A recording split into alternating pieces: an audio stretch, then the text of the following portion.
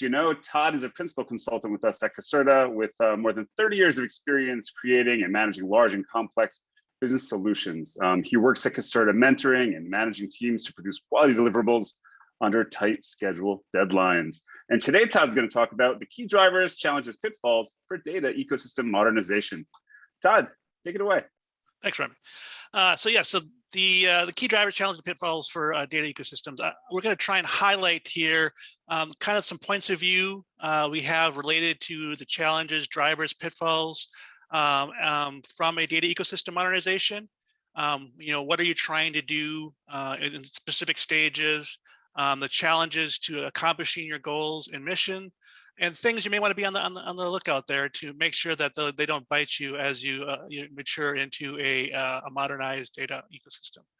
Well, one main point I actually want to bring up is data factors. So as organizations start to modernize, a lot of times data becomes the kind of forgotten in that aspect as they're trying to develop applications or businesses are trying to gain benefits from it. The impacts of your data ecosystem and how that's focused is kind of where we shine a lot within Caserta, within our data organization. So focusing on those aspects, I think, is very beneficial from an organizational standpoint. And we're also going to overlay those things into the kind of, I'll call it a maturity of your modernization efforts.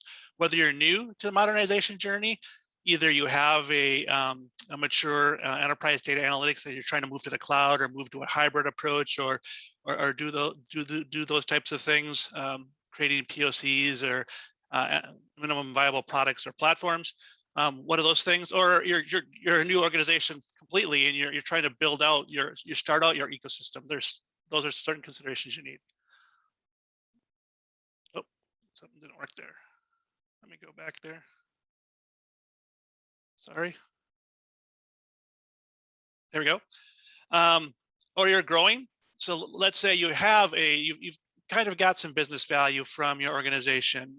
You're seeing some benefits from either your hybrid or your cloud approach or your modern view of analytics, but you're starting to build onto that. You're trying to bring in new business units. You're trying to mature how the business is doing things in those modern architectures. The sets of challenges there will be obviously completely different from a new setup.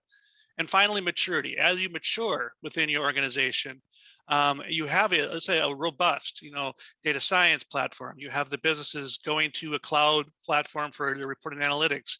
You have people onboarding new sources directly into your modern platform. What can you see next to evolve as an organization and not stay stagnant, but to drive business value moving forward? So those are the kind of areas we're going to focus on primarily for this presentation. So what makes data different? So like I said, so the focus is data within those ecosystems. We're not talking specifically for applications or let's say web page development. Those things are important as well, but trying to focus on data. The perception is all source data can be treated the same. I've heard it in many places, many times. We'll just say everything's going to be streaming. Everything's going to be, whenever we see the data, we're going to push it in real time, and everything's going to work exactly the same. In reality, data sources change. There's different levels of timeliness. If a data is late arriving, what is the impact on downstream systems? What happens when there's an update or a refresh of data? When can that data be refreshed from? Is it going to happen from a year ago? Is it just going to be only the last 7 days so that data can be changed? All those things can impact how you build out your data ecosystem and what kind of functionality you need. Is it full or delta? What's the relationships between the data coming in and the existing legacy data? Those things will deeply impact how you decide to build out your modern architecture.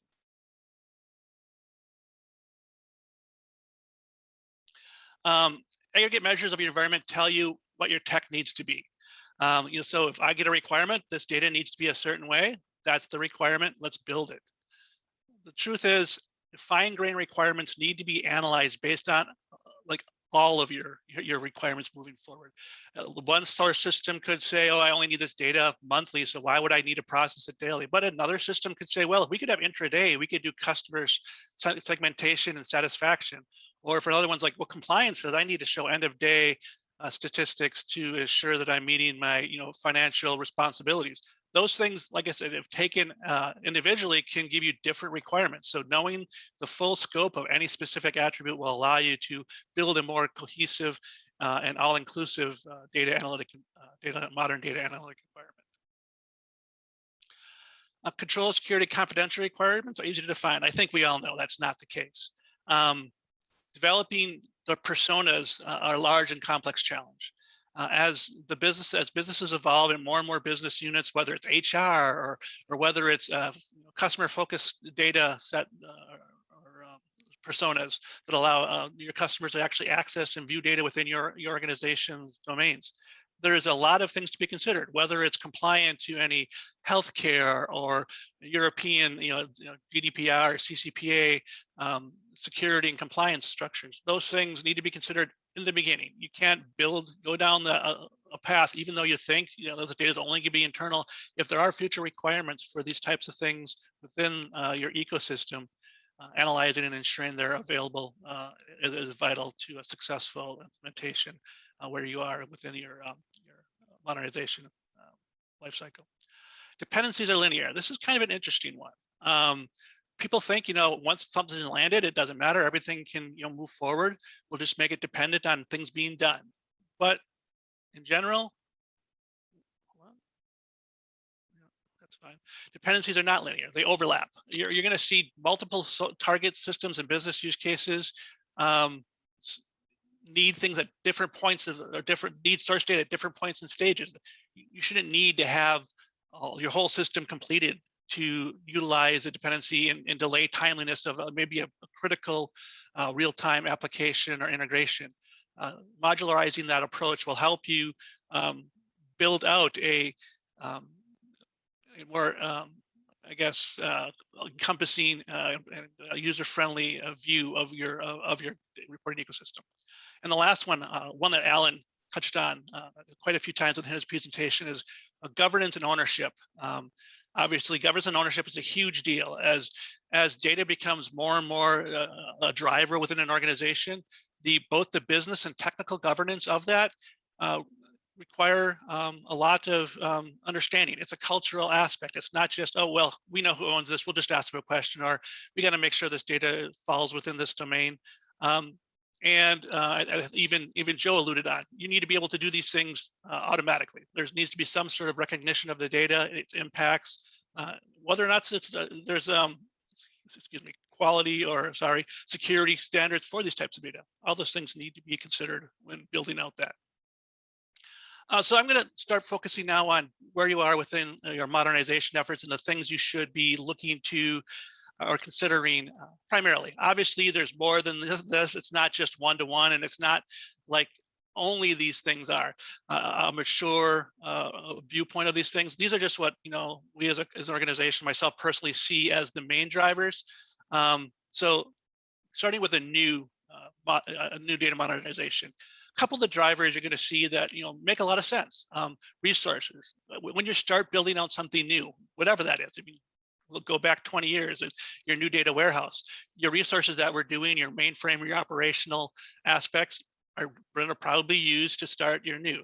So the ability to identify the resources that you can leverage, or also are the external resources available? If you're going to be building up this enterprise, are these resources available? Is it an outdated technology already, or is it up and coming, but the prospects may not be there moving forward?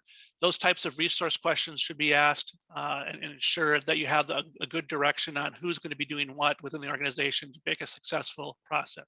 And that's not just the infrastructure piece, but the data aspect piece, where someone who understands data should be involved to do that and help you out with that. Compatibility, that's kind of an ambiguous word here, but compatibility of the data ecosystems processes to the corporate vision. A lot of times there's already something heading down the track as far as web presence or cloud performance for things like your web pages or your applications or marketing. And if there's already skill sets in-house, and if there's already a version, or there's a corporate vision or a partnership with a vendor, those types of things need to be considered quite intensely as you evolve your data strategy. And cost. I actually put cost last year on purpose. Well, the main cloud providers are relatively, if you're going to look across the board, the major components, they will pretty much come out the same. It's where you get to the more detailed orientated things like software as a service, or if you want to get to a tool-based process where cost is based on ingress and egress, those things should be considered more as you build out the system. Challenges from a new data architecture. You're going to see things like vendor selections taking a lot of your time. You're gonna understand that you're going to have requirements from both a business and technical side. Can the vendor support you? What is their report system like? What is their SLA to resolve issues? What are their expectations for growth? If you have features that need to be added, how do they handle those types of things within their workflow? Do they have a roadmap and plan to get to the things that you need, or get to things that are expected from the industry? That's all important when you're coming up with a plan to either select a infrastructure or a tool-based vendor to help you reach your business objectives. Scope and timing, when to do it. Obviously, a lot of organizations have cyclical reporting and yearly things that need to be done. And you also have huge strategic initiatives. I think, Alan, you pointed out, when you have a strategy and roadmap, data is part of that, and it needs to be considered within that as well. So ensuring that if you're building something new to meet a business objective, can data help enable those things, and the timing of a new implementation should be such that you're not building a lot of technical debt to meet that objective. Hopefully you can coincide a business objective to the data modernization as well. And then what goes right along with business disruption. Anytime you're trying to create something new, there is the possibility of disrupting something that's currently going on with the business. This can be minimized through the drivers, the resourcing side, or through the prioritization and governance aspects to ensure the most critical things are done when needed. But definitely challenging in all aspects of a new implementation. Excuse me. Some pitfalls. So here are a few of the things that we see as things to continually watch out for, or to make sure that you have to not get down the point where you're at the end of your new implementation and you don't have a good view of what it needs to be. And I think Alan mentioned a lack of vision would be very bad. Not knowing what the future state of your data platform needs to be to support, or what the future vision from a business value is. So you need to know when you need to do or how you need to do the processing is definitely detrimental. Obviously, proving out tooling and technology is one thing, but as you get to a business enablement, that vision is very vital. And hand in hand with that is sponsorship. Who's going to validate that what you've done is adding the value expected from the business? A business sponsor is vital to championing the cause, to bringing other business units on board, and to help with the overall people process on top of managing this, and to give you insights. As a technologist myself, I value a business kind of input into how things can happen and how we should be doing things from a business standpoint, not just moving data around, making it available, and making it technically accurate, but what is driving the business to see value. And the last one is fractured solutions. If you're building POCs in silos, you might see someone using one tool set or another tool set, or data being plopped down in flat files versus RDBSs or NoSQL databases, and all those things. If they become fractured, you're not going to have a way to make a joint enterprise view of that data, and that will be definitely detrimental to the future state. Things can be addressed, but in general, the more visibility you have and the more cohesiveness around the solution, the better off you are.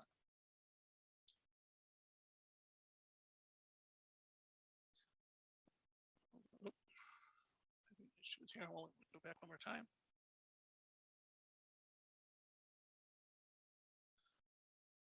There we go.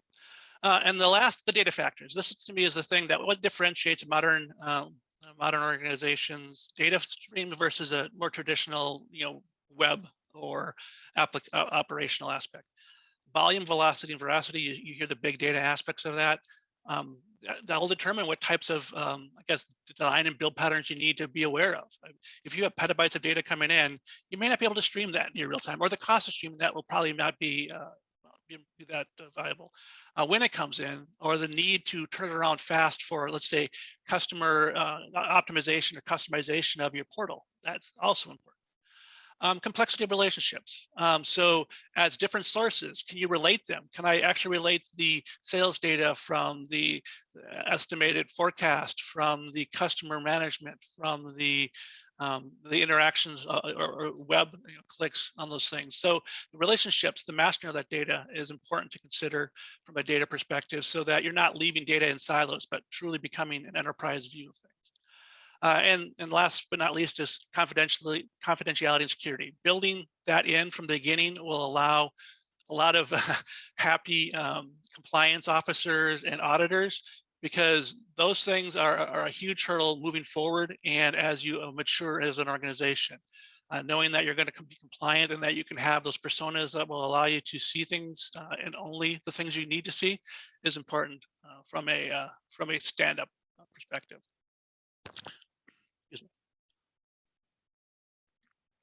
Moving on to a growing. So once you have that foundation, you've proved out the fact that you have a solid base for a modern architecture. You're seeing economies of scale, your ability to grow as an organization with data. Where do you see the next drivers? Those are trying to start to add a lot more business value to the organization. Can you see what's fit for purpose? So if I have a data scientist, how they need to see data is different than a business analyst, which is different than maybe a salesperson who's trying to work with a customer. The data timeliness and the data interaction and interoperability needs to be fit for purpose. We don't all need to see a petabyte of data. We may only need to see last week's results. We may only need to see a feature that's last 7, 14, 28 days worth. Those things are important when it comes to building business value. Scaling. Hopefully, if you're growing, you're going to see your data scale tremendously in the first couple 2-3 years. That is the ability to do that in a costly and efficient manner is extremely important. And I say last, but maybe certainly not least, is onboarding. The expectation should be your organization is moving towards that modern architecture. How are you onboarding new business units? How are you showing them value extremely fast, so that they're not saying, well, we're on here, but we don't have anything we need.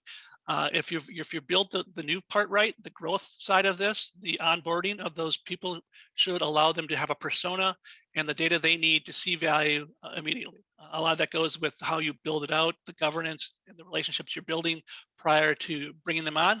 That's definitely a driver of this next step. Challenges. I put the first one as operations. Normally, when you're building out a data platform, modern or otherwise, you start out as the developers are building and they understand everything about the code, the data, the sources. But is it truly operation ready? Can I hand that over to someone who can support this at scale as the organization grows to hundreds, thousands of jobs and processes? How does that work? Is it standard? Can I look at a dashboard that indicates the red, yellow, green of the organization, so to speak, or the dashboard of the effectiveness of the data within its technology and within the business acumen, whether the quality is there, whether the process is running as expected. Redundancies. I think this is the easiest. I think it's the first, gotcha of most organizations is data can get propagated so easily within the modern architecture. Copying one file to the next so you don't impact the other, or copying data from production down to dev or into UAT multiple ways so that each person can do. If you don't have a good data lifecycle process management, that redundancy can be both costly as well as confusing. If I have a business unit using a data from one data set that looks exactly like the same, like from a data value name side or reporting side, it says sales by month. It should be the same no matter what. So the redundancy of data can have that problem. And adoption. So that's kind of the opposite of onboarding, but the adoption. Are business units excited about it? Are you making it easily accessible? and making it exciting for the business to come on board. So is it something they're familiar with? Can they deal with the data? Can they deal with the processes and the technologies, and feel like it's something they're good and can grow with? Some of the pitfalls of as an organization grows in their modern architecture. Data, and I kind of mentioned this a little, data proliferation. It's not just duplication, it's people putting data in areas and it's not being used. Let's say we're testing out a gigantic, let's say financial data set, third party. We don't really need it, but we bring it in for analysis and we leave it there. Someone uses it, it gets added to some manual stream, and then it becomes kind of embedded into the organization. So some manual process is controlling what happens. That can become a kind of the bane of any data management person's existence. So being aware of that, you should allow for people to do data, but that needs to be I wouldn't say governed, but there needs to be processes built to allow for it, but it doesn't become a burden to the organization to have to maintain so many manual ways of doing things from a data sourcing and processing standpoint. Lack of oversight kind of goes hand in hand with your scaling and your standardization and operations. Once something is put into we'll call it production-like environment, it should be visible to the operations. People should be able to understand who owns what and how it's managed within the organization to better align your resources and cost to expected business value. If that's not understood, if the governance is not there from a technology and a business standpoint, you're going to have multiple versions of the truth. You're going to have multiple versions of the data and processes, and it's going to be inefficient on both aspects. Cultural alignment. This was kind of a little bit Alan as well. The culture of how the organization uses the data within your modern architecture. Do you have people who are the owners who stand up for what's right within, let's say, finance or within the sales organization, who are championing the data and are giving one version of the truth? Is there a technology sponsor who understands the impacts of the data as it relates to an enterprise, let's say outage? When things go wrong, is there someone who's standing up and understands that and can build out that? So the cultural alignment and integration into the organization as you modernize will just pay a lot of dividends, but you have to have that. And issue propagation. Once one thing happens, if you don't correct and resolve, let's say there's an issue with how the data is being brought into your analytic environment. If it's not resolved correctly and allows that to be copied and used again and again, you're going to end up pushing bugs throughout your organization. So a good process to identify, resolve, and mitigate bugs and issues and risks is important. And the prioritization of that as well. Obviously, a lot of times it's hard to put money towards a issue resolution when there's business value to be had, but the prioritization of issue resolution will assure that that propagation doesn't continue. And last, from a data perspective, as companies mature and grow, these are, I guess, the most important things to be considered from a data side. Mastering your data to ensure that the data across your whole organization can be used by anybody within the organization. So a customer is a customer. Can identify specifically a customer from your web page, a customer from sales, a customer from marketing. If they're the same, there's so much value to be had from the integration of that, or a product side. If I sell something on multiple vendors, from multiple vendors, can I correlate that so I really know what my products are doing, or I can't identify that? It becomes a problem. Governance, we've kind of touched on a lot, so I'm going to kind of go down to the next. Ownership. People who own products, who can support the expansion and growth of those products, and can help and champion that, as well as the ownership of the technology, the infrastructure, and the data ecosystem. Ownership of the assurance that people are not doing things outside of the norm, and if they are, there's a good reason for it. And last but not least, quality. I don't know how many conversations I've had with the business where, yeah, there's tons of data here, but we always see issues, so we can't use it. You don't want to be processing millions and millions or billions and billions of records just to find out that, you know, a 10% skew is going to cause the customer, internal or external, to not trust or value the data. You might as well be, you know, writing things down on paper at that point. So the assurance of quality and building processes that validate that, automate that, and assure that without human intervention are vital to a successful growing and maturing um, data, modern data ecosystem. Mature.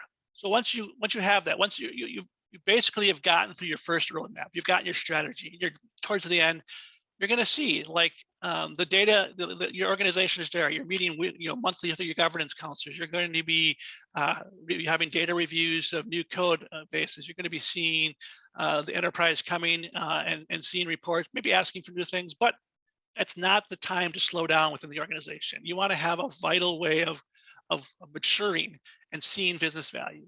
A couple of the things that we see as drivers of that mature modern data architecture is speed to insight. Once you have these things in place, how fast can I have an idea and see that idea vision on a customer internal or external profile?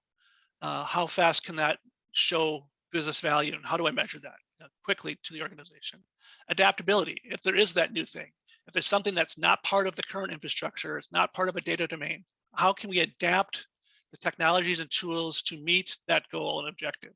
If you've built the right governance and people and processes and ownerships in place, it should be adaptable. And strangely, standardization. Standardization, you know, can apply across all three of these. But as you get to a mature environment, ensuring that people aren't just doing things to do new things is important as well. If you have a single messaging concept and it's working and it's scaling, do we need 2 or 3 others? If we have a NoSQL and it's scales that the companies need and the cost is there, do I need another one? RDBMSs, all these things. Look, traditionally, like most organizations have 2 or 3 different RDBMSs. They have 4 or 5 different tools for data integration. Standardization will go a long way of preventing skew processes and resource needs. So as you mature, just don't add on, review and make sure that it meets the standards. It should simplify. Standardization also simplifies the top 2. Challenges, evolving solutions. So once you have a solution in, a lot of times it's got momentum. How do you evolve that and make sure that you're going to see new value? As the business adapts, they don't want to just see the same old. They want to be able to evolve and add. Disconnected solutions, like I said, once those things are there, are people just copying processes and data into their own environment and doing things, which is valid, but it doesn't necessarily give an enterprise view. So let's try to minimize disconnected solutions and hopefully bring them into an enterprise fold for data analytics. And the most vital challenge to consider is business-driven solutions. The business is going to want to own and should own a lot of its own thoughts. It shouldn't be dependent or beholden to a data organization. How do you build the data and process structures to do self-service, business-driven analytics and solutions? I put in a lot of organizations, that's the first thing they want. Our business needs to be able to drive. And to be honest with you, certain organizations should have that. I'm more of a fan of putting the structures first and then allowing the business, but there's definitely a need for certain businesses and organizations to have that business-driven process there earlier in the stage. But it's a challenge regardless of where you put that in your maturity of your modern data architecture. Pitfalls. Gatekeeping is, I think, the biggest one we see is once things are mature, people don't want to allow people to do things adversely to the current standardization. I caution against that. I think thinking of the business and seeing what their needs are with an open mind should allow the organization to evolve. If a new process or a new tool or a new data set is needed, let's not just say, well, we already have this, it's close enough.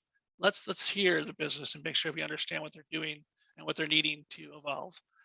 Along that line is overzealous bureaucracy. If you have 5 meetings a week just to do one thing, whether it's to put a new data set into circulation or whether it's to approve one field change, that becomes an issue. The more mature your organization gets, modern or not, that bureaucracy should allow local governance to support most, if not 90-95%, only when things are going to be impactful to the enterprise should bureaucracy become a concern within the organization. And then it's required to make sure that most of the security and requirements, the business overlap and ownership are understood at the highest level. A consensus. Do we need 6 different parts of the organization to approve a simple change or to approve a predetermined pattern or process? That consensus building can put months, weeks, months, or longer onto an effort that is not needed.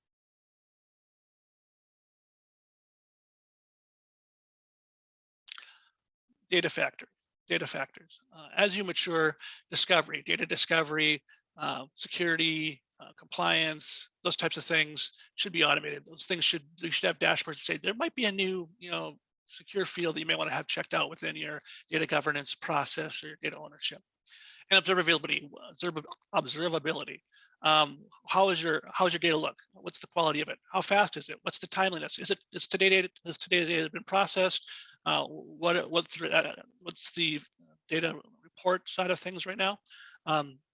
Those things will bubble up, and going back through all the other data factors, those things will definitely increase as you move forward into your maturity.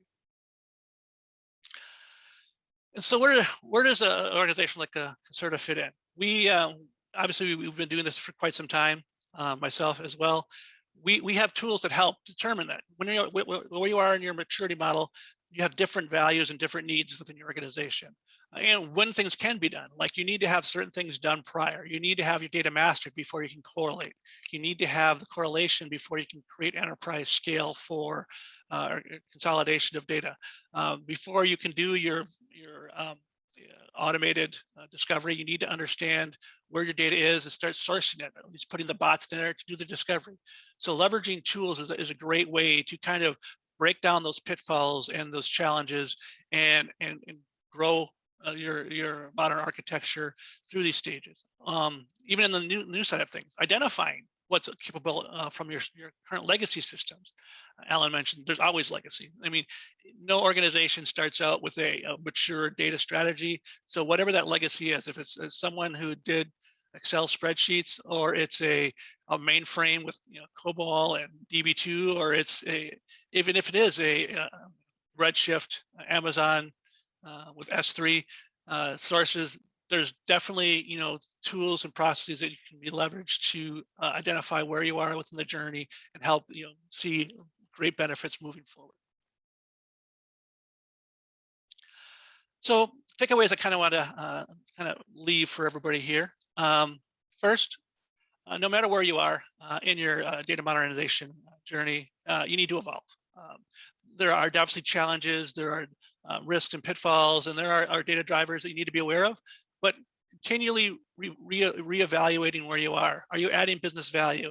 Are you seeing concerns or issue? Are risks popping up based on how things were, what things were selected, or how your vendor, even like going back way back to the vendor selection, is the vendor adhering to those things?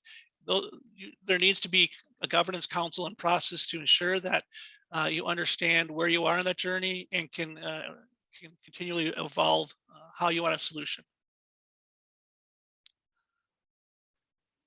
What data means to organization changes. Obviously, I'm kind of biased here. I believe data is the center of any mature organization's plans and ability to grow. But what it means will definitely, or how it affects you will change as your data strategy evolves. Whether it's your first POC to see like what my customers are doing so I can market directly to a specific type of thing, or whether it's understanding the customer's journey to get there into your sales pipeline that will allow you to create different personas that will better onboard them moving forward. All those types of things change as you mature and evolve your data strategy, but building the correct infrastructure and the correct processes in a timely fashion will only help you realize it and see it faster. And don't be afraid to leverage tools, expertise, and experience. A lot of people say, well, we can just do our own. One of the things I saw, the last 6 or 7 years is we can grow our own. We can build a platform from scratch. We'll just use, Python or Spark. We'll create all these great data pipelines, these data flows that will make our organization so much faster. That does work, but it can also be a very you can lose track of what's going on. You can lose track of how the governance aspect fits in there, or how you can prioritize these things, or who needs to have what happen when. There's a lot to be said about bringing experience in to evaluate and understand how you need to do these things in a more programmatic and modular fashion, and grow into your modern architectural evolution. And with that, I wanted to thank you for listening. You'll see my contact if you have any questions or concerns, or questions, or kind of want to talk any further. Please feel to reach out. My email is todd.mccoley@caserta.com. And that's it for today. Back to you, Remy. All right, thank you so much, Todd.